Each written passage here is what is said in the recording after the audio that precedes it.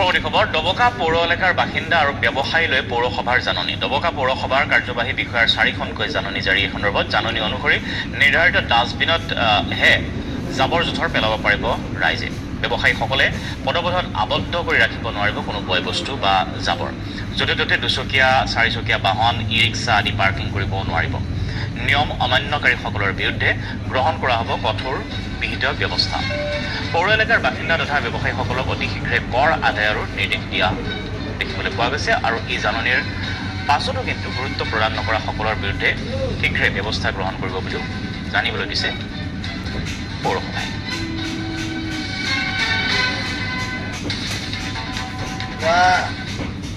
কেইদিনমান ধৰি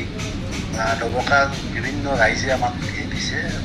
কিছুমান অভিযোগ দিছে যে মানুহে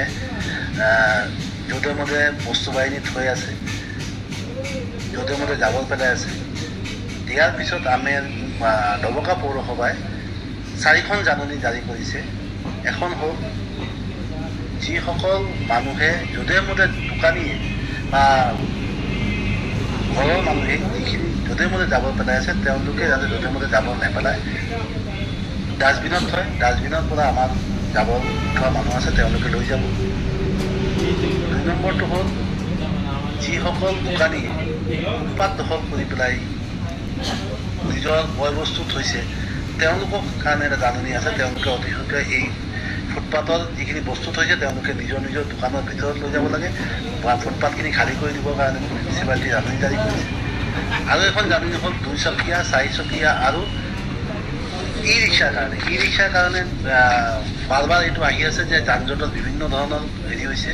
সেইকাৰণে ডবকা পৌৰসভাই এখন জাননী দিছে যে এই 2 চকীয়া 4 চকীয়া আৰু ই ৰিক্সাসমূহ শৃংখলাবদ্ধভাৱে তেওঁলোকে ৰাখে য'ত যান জঁট সৃষ্টি নকৰে যদি যান জঁট সৃষ্টি কৰে তেতিয়াহ'লে আমি ট্ৰাফিকৰ লগত লগ লাগি তেওঁলোকৰ ওপৰত ব্যৱস্থা ল'ম আৰু এখন জাননী হ'ল পৌৰসভাৰ যিখিনি কৰ আছে